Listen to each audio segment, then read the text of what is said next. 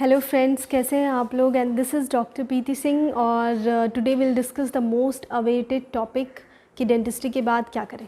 बहुत सारे लोग एडमिशन तो ले लेते हैं बट उनको पता ही नहीं होता है, उनको आइडिया ही नहीं होता है कि डेंटिस्ट्री के बाद स्कोप्स क्या है। Before taking up the dentistry everyone has little ideas on the difficulties in the career.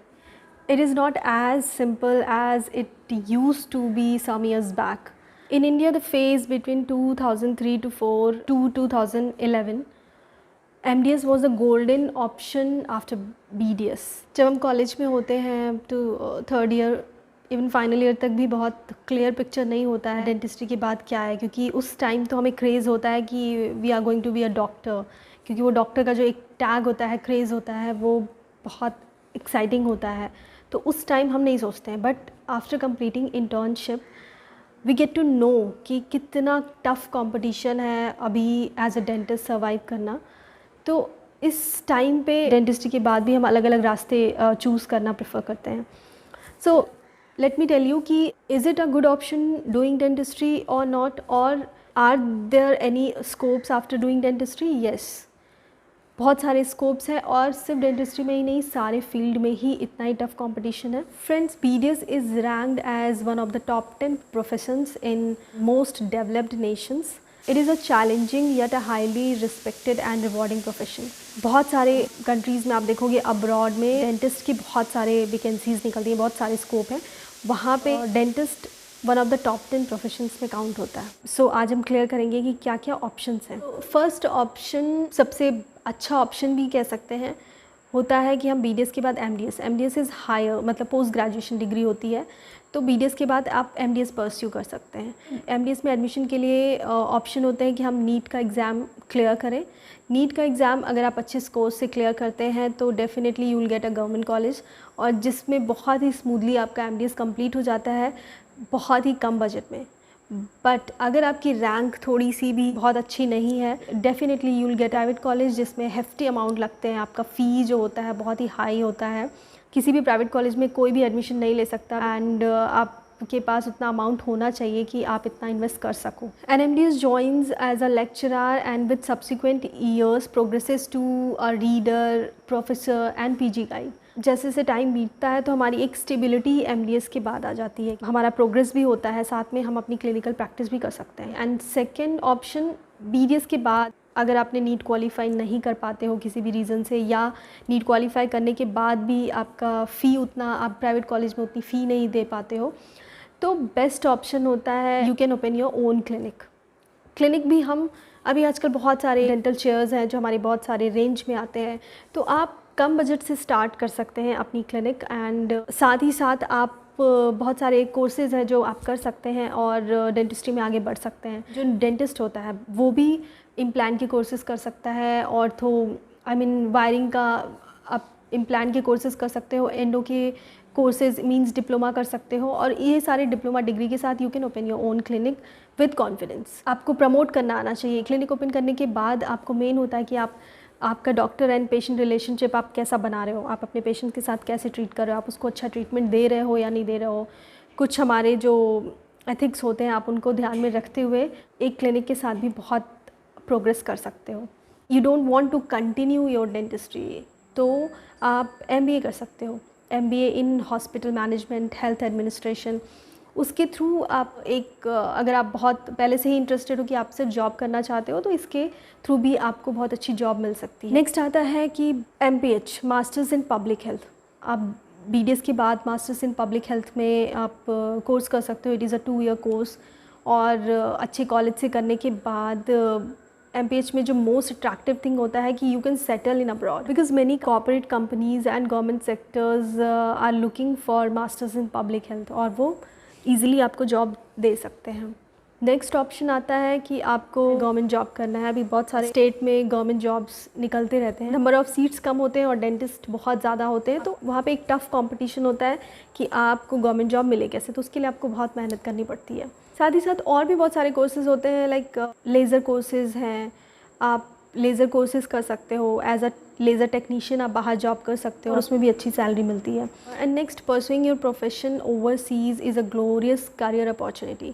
If you want to settle in US, Canada और दुबई, तो वहाँ पे सेटल होने के लिए different different kind of exams होते हैं जो बहुत सारे लोग ट्राई करते हैं और क्लियर भी कर लेते हैं। यूएस के लिए NBDE पार्ट 1 एंड पार्ट 2 आपको कुछ एग्ज़ाम्स होते हैं NBDE का, वो क्लियर करना पड़ता है। और कुछ लोग जैसे न्यूजीलैंड में सेटल होना चाहते हैं तो न्यूजीलैंड में जो फॉरेन की डिग्री होती है वो वैलिड नहीं होती है, तो फ़र्स्ट ऑफ़ ऑल आपको वहाँ पे रजिस्टर करना होता है और फिर उनके एग्ज़ाम को क्लियर करना होता है। ऐसे बहुत सारे जो भी कंट्रीज़ हैं उनके अपने अपने रूल्स और रेगुलेशन हैं जो आपको क्लियर करना पड़ता है, और वहाँ पे आपको ईजी तो नहीं होता है बट या हाईएस्ट पेड जॉब है। UAE के लिए 3 एग्ज़ाम्स होते हैं, DAAD, MOH एंड ये सारे एग्ज़ाम्स आपको क्लियर करने पड़ते हैं। बहुत टफ़ नहीं है। अभी तो हमारे पास गूगल है, गूगल से हम सर्च करके उसके कोचिंग सेंटर्स जान सकते हैं कि जो डायरेक्टली उसी के लिए प्रिपरेशन कराते हैं। तो आप वो कोचिंग सेंटर्स ज्वाइन करके और अपनी प्रिपरेशन करके और आप वो एग्ज़ाम्स क्लियर करके यू कैन सेटल ओवरसीज़। वहाँ पे आप अच्छा अमाउंट, एक अच्छी जॉब और अच्छी सैलरी रिसीव कर सकते हैं।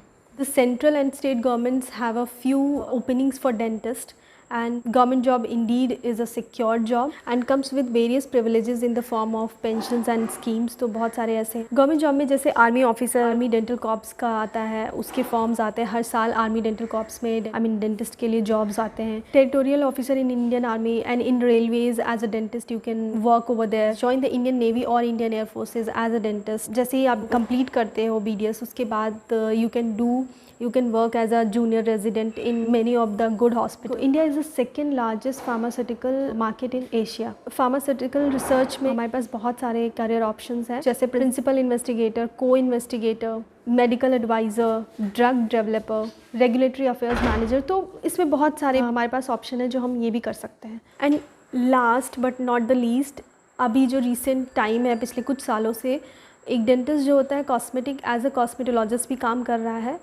क्योंकि हमारा काम ही होता है कि हम ओरल हेल्थ पे हम काम करते हैं, तो हमें बहुत अच्छे से हम स्किल्ड होते हैं अपनी फेस एनाटमी को लेकर, और बाकी मसल्स, नर्व, सब के बारे में हमें बहुत अच्छी जानकारी होती है। अगर आप डेंटिस्ट हैं तो आप एक कॉस्मेटोलॉजी का कोर्स भी कर सकते हैं, उसमें डिप्लोमा कर सकते हैं, फेलोशिप कर सकते हैं, इसकी प्रैक्टिस भी कर सकते हैं।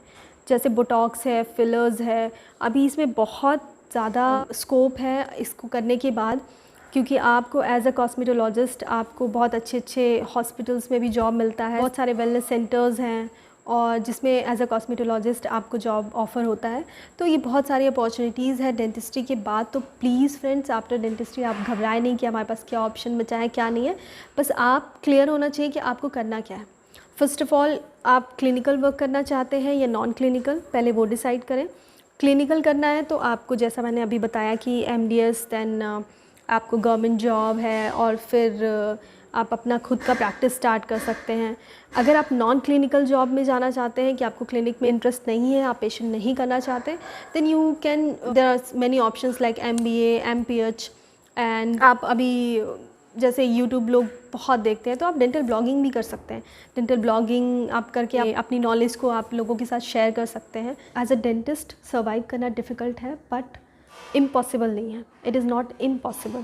सो जितने भी प्रोफेशन है सब में हमें मेहनत करनी पड़ती है, सब में एक सैचुरेशन पॉइंट आता है, फिर हम उसमें भी अपने रास्ते निकालते हैं। जिसमें बहुत सारे ऑप्शन है but you have to focus, you have to concentrate on your work and what you have to achieve. ये सब बहुत क्लियर होना चाहिए, आपका माइंड क्लियर है ना कि आपको क्या करना है। जैसे कि आपको क्लिनिकल वर्क करना है तो आप MDS ज्वाइन कर लो, या फिर आप अपनी ओन क्लिनिक स्टार्ट करो एंड क्लिनिक के साथ आप कुछ डिप्लोमा कोर्सेज कर सकते हैं, या आप गवर्नमेंट जॉब में अप्लाई कर सकते हैं। साथ ही एज अ कॉस्मेटोलॉजिस्ट आपके पास ऑप्शन है, आप वो काम कर सकते हैं। अगर आप इंटरेस्टेड नहीं है पेशेंट वर्क करने में तो आपके पास उसमें भी ऑप्शंस हैं, आप नॉन क्लिनिकल वर्क कर सकते हैं, masters in public health, MBA in hospital administration and health management.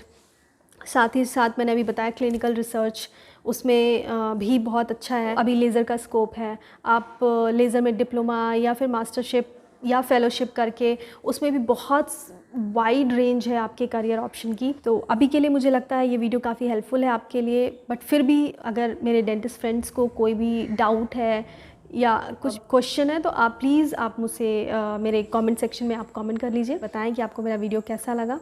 अगर आपने लाइक किया तो मैं समझ जाऊंगी कि मेरे वीडियोस आपको अच्छे लग रहे हैं। और फ्रेंड्स, और भी जानकारी लेने के लिए मेरे चैनल को सब्सक्राइब करें और प्लीज़ कमेंट करना ना भूलें। आपको अच्छा लगा अच्छा कमेंट करें, बुरा लगा बुरा कमेंट करें, सो दैट मुझे पता तो चले कि हाँ मैं वीडियोस जो आपके लिए बना रही हूँ आपको कैसा लग रहा है। तब तक के लिए good bye friends, stay safe and stay healthy.